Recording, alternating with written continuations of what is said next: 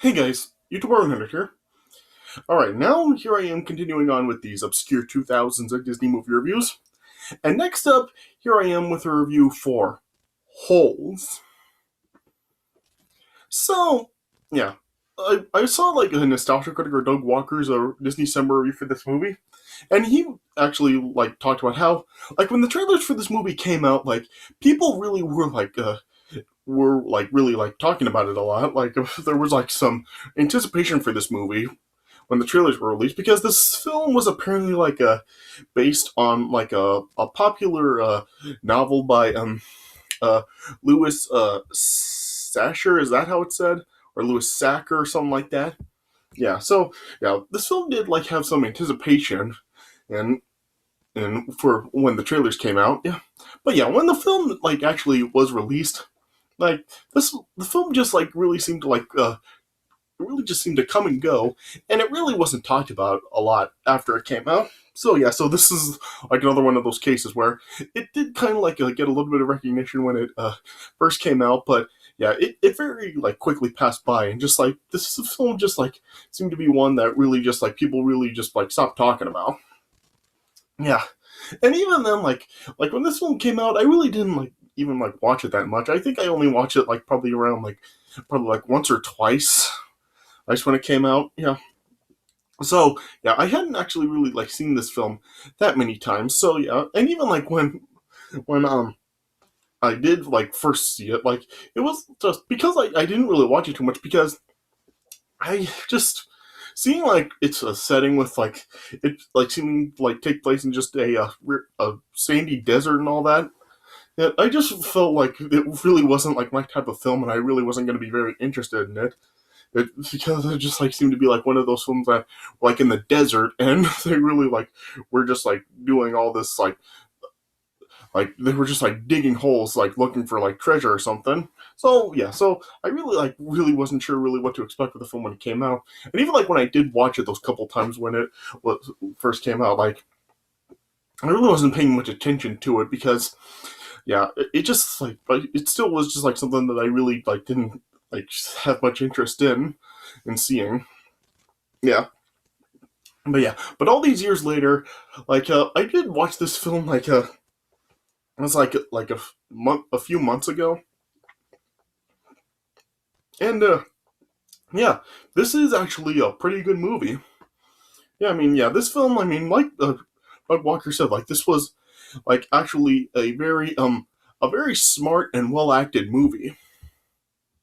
Yeah, just given like like the characters that you had in this movie, like when you like see like it on paper, it kind of just makes you think like it's gonna be like just one of those like corny teen movies that is really just like all with like all these kids. Like you have like the main kid in it, and he's just kind of like a bossed around and picked on by everybody else.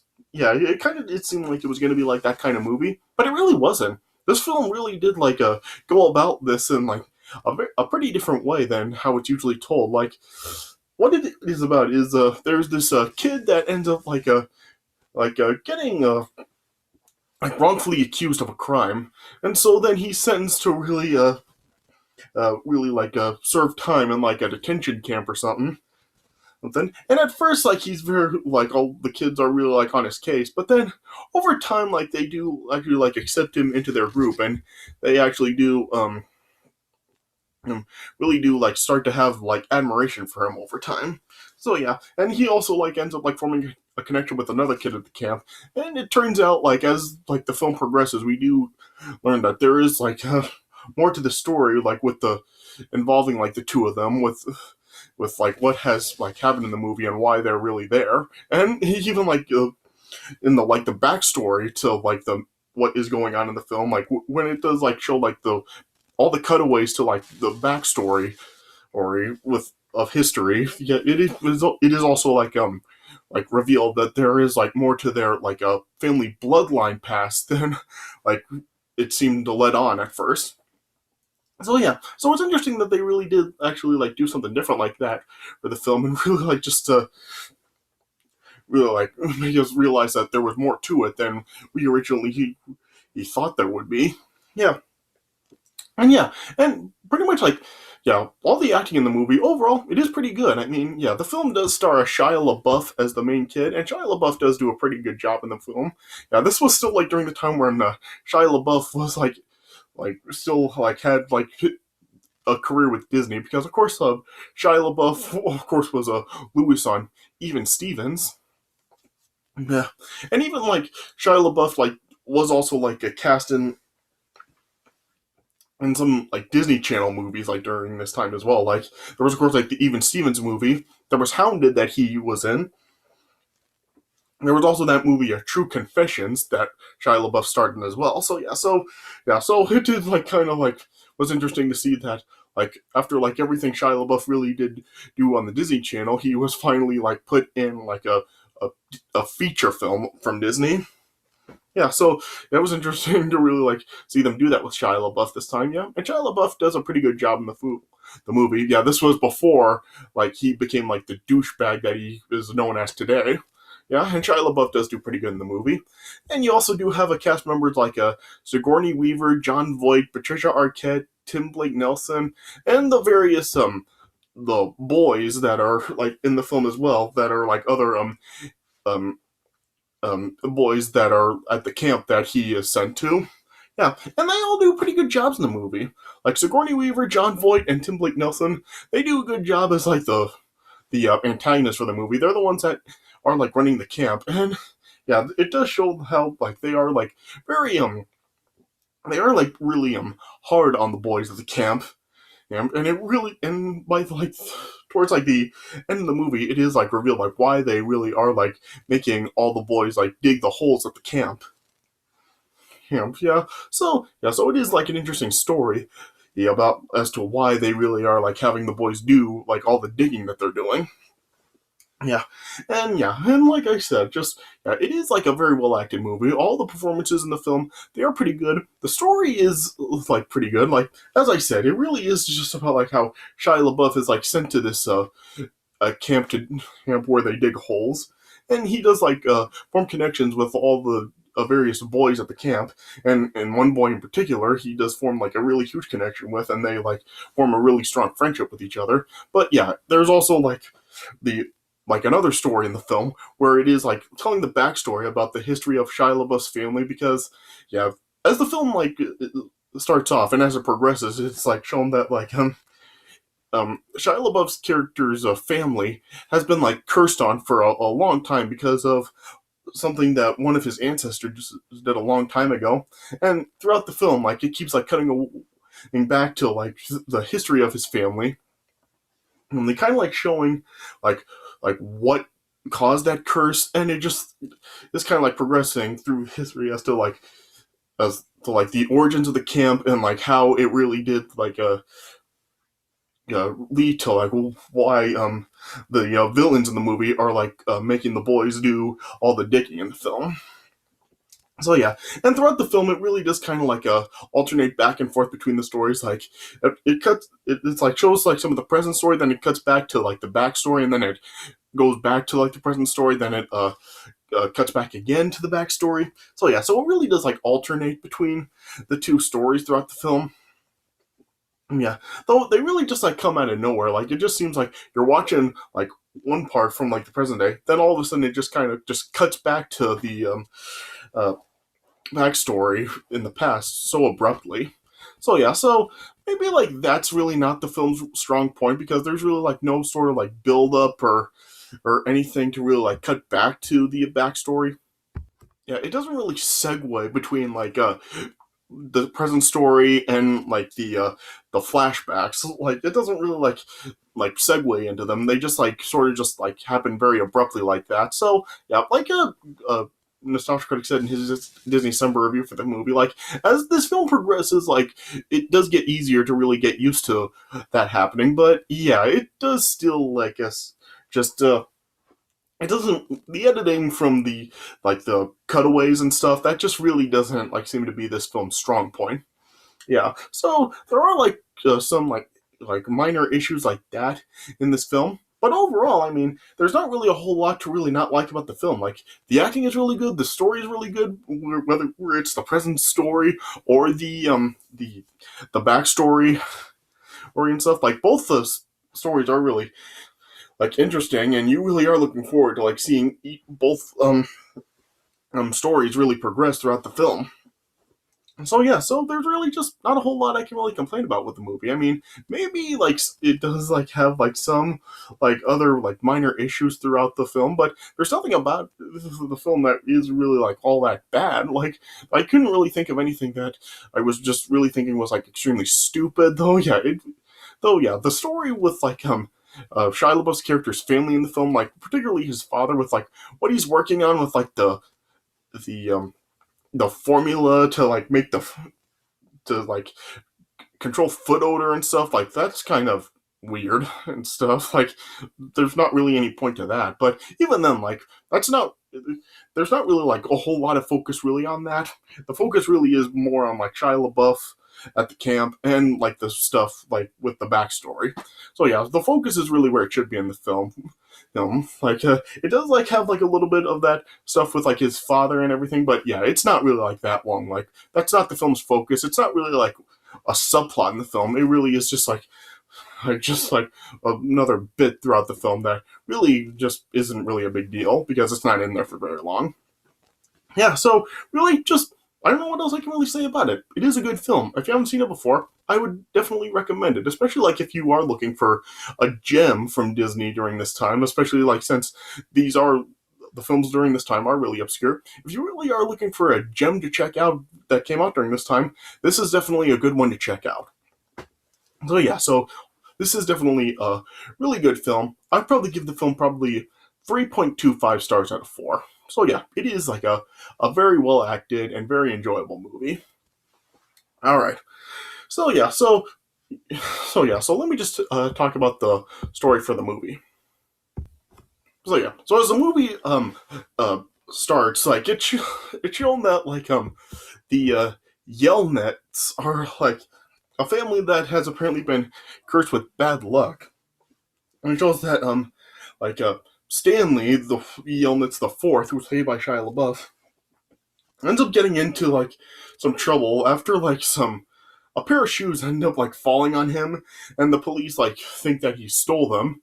It was later like revealed like what really happened here, but yeah, some shoes like just ended up falling on him, and then he got caught holding them, and then he was accused of stealing them, and then yeah, it showed that like he lived with like his parents and his grandfather, who were played by Henry Winkler or Siobhan Fallon Hogan and Nathan Davis.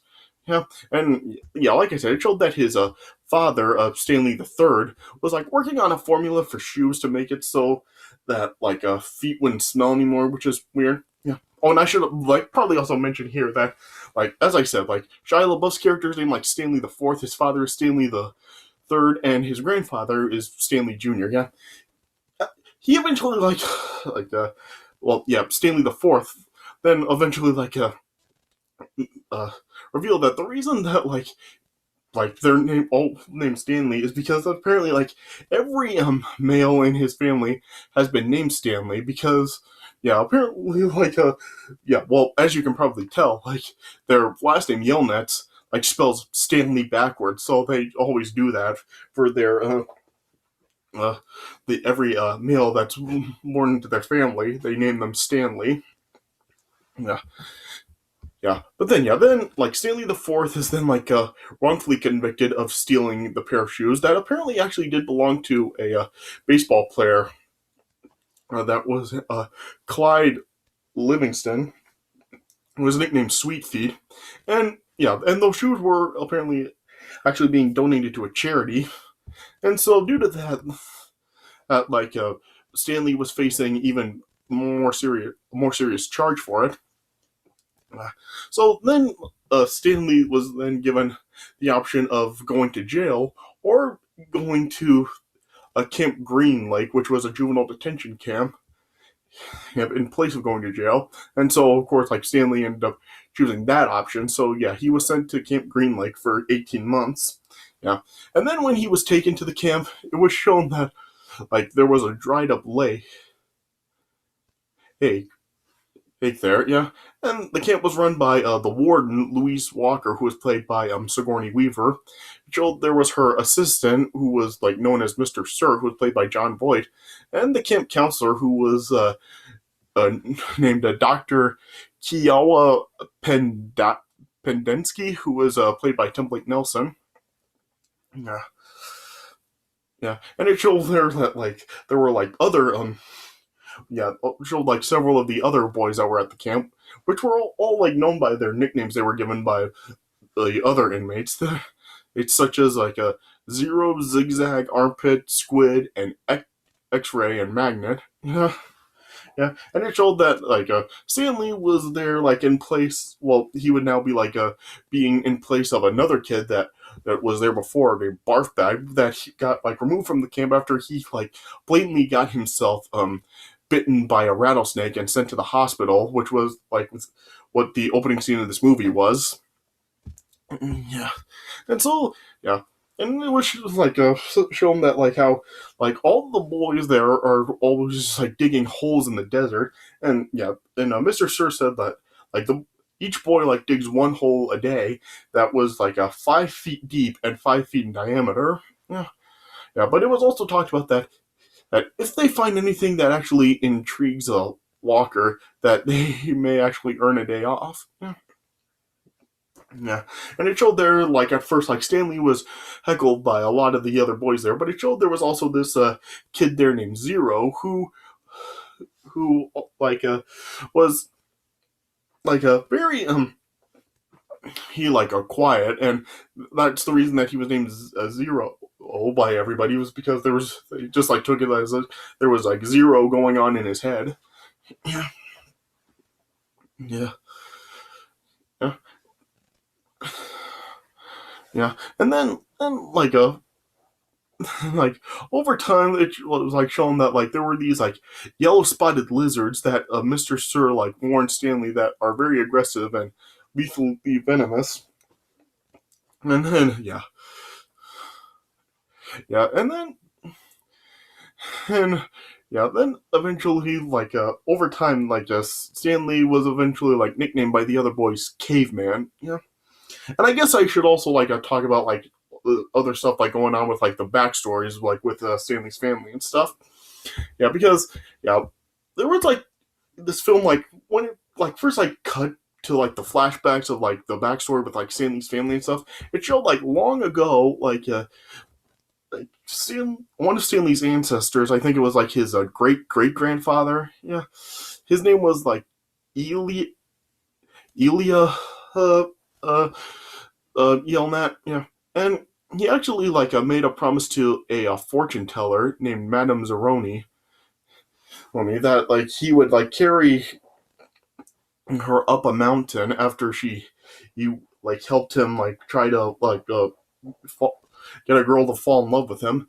But yeah, the plan failed, and he ended up just like leaving for America, and he didn't actually fulfill his promise to Madame Zeroni. So as a result, like Madame Zeroni like just like said that like Ilya and the rest of his family would be cursed for all eternity.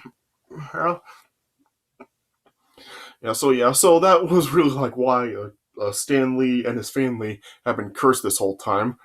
I'm showing that like his father was like just like unable to really like come up with the formula, for his foot spray and stuff. Yeah, and why Stanley has also been like placed in the camp and everything. Yeah.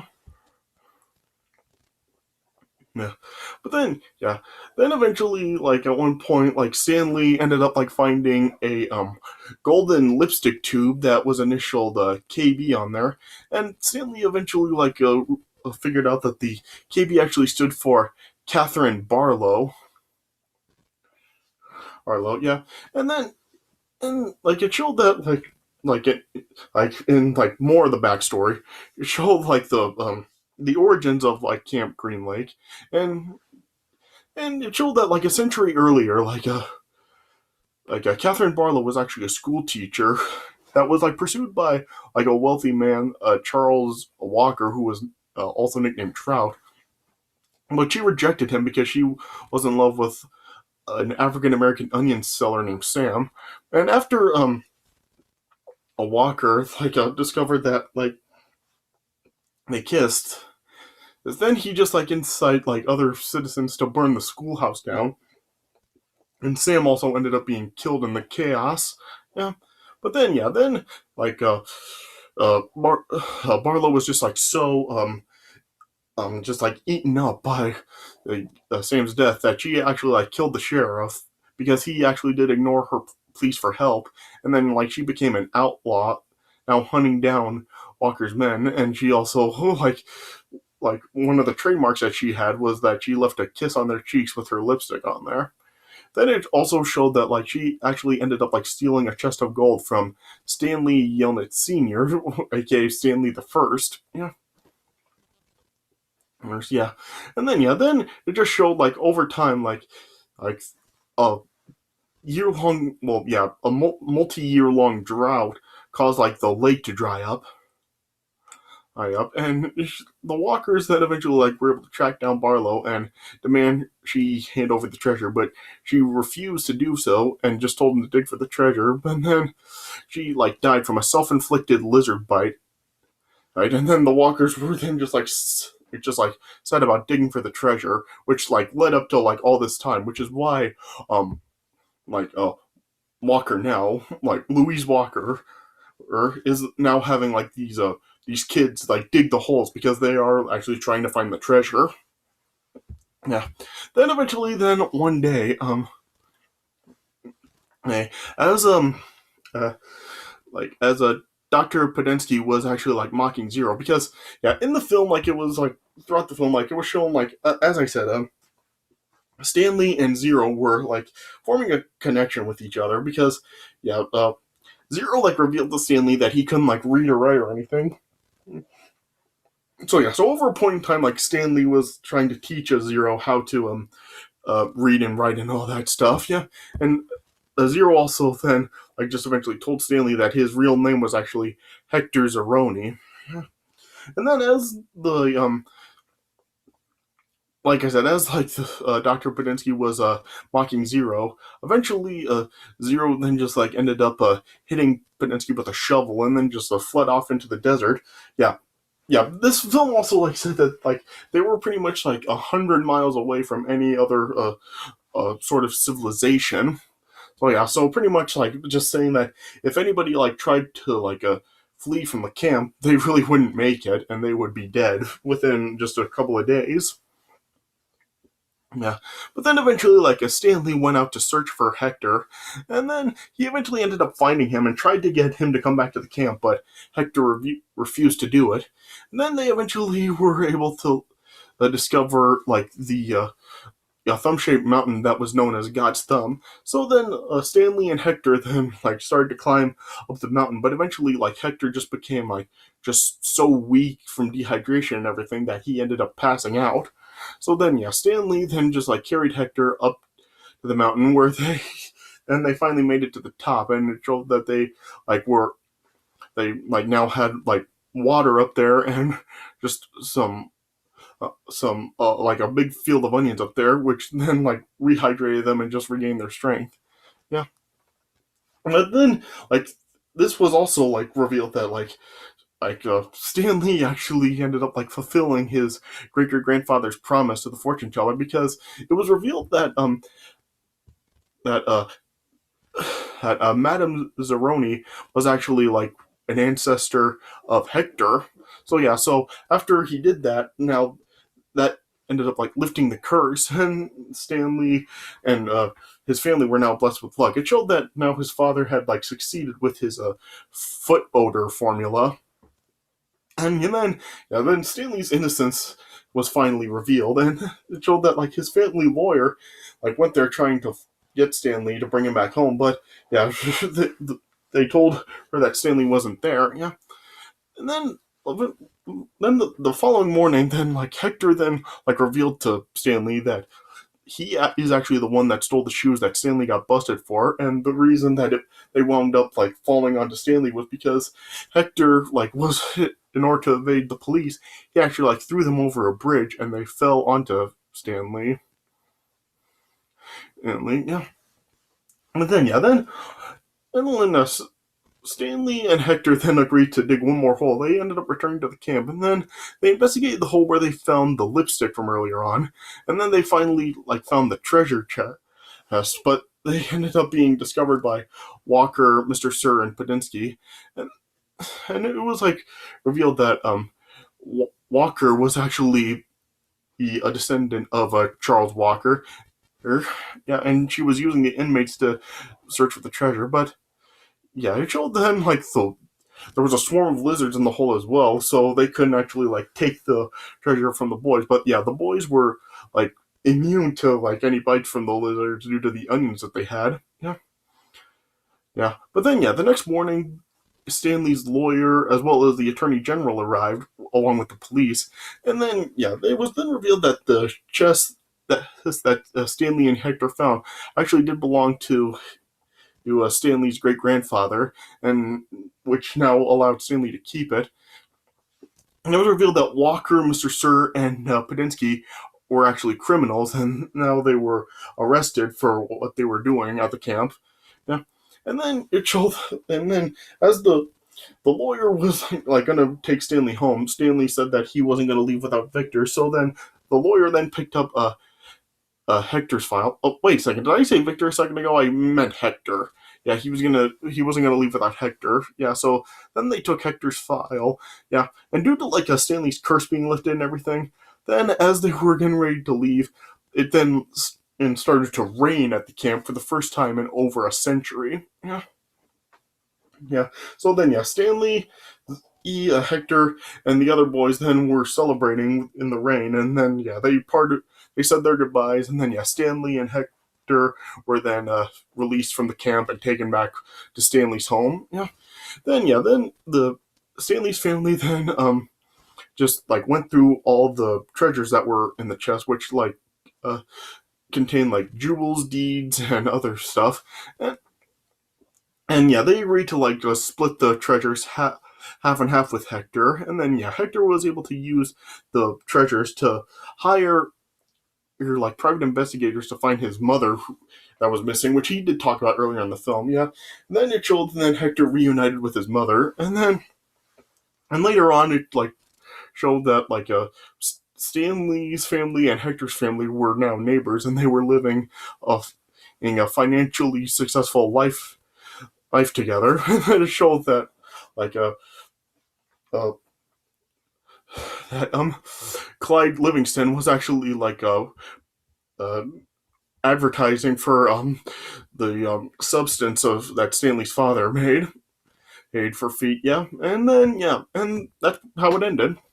So yeah, so overall, this is a really good movie. It does really do a good job with telling both stories, with the present story and the backstory, with Stanley's family history and stuff. Yeah, and the acting is all good, and yeah, and just there's really not really a whole lot to really not like about the movie. I mean, yeah, I mean, like I said, maybe the pacing with the transitions between both stories, that's not really the film's strongest point and everything. But yeah, it really is a minor nitpick, and really everything else that really is part of the film's flaws. They really are just very minor. They're not really big deals at all. So yeah, so really just there's you really can't find a whole lot to really complain about with the movie. I mean, it is a really good movie. So yeah, if you haven't seen it before, if like I said, if you are looking for a gem from Disney during this time, this is definitely a good one to check out. So like I said, 3.25 stars out of 4. All right. So yeah, so I guess that's all I have to really say about it. So yeah, so this does it for my review of Holes. So I hope you guys did enjoy this review. So thanks for watching, and I'll see you guys later.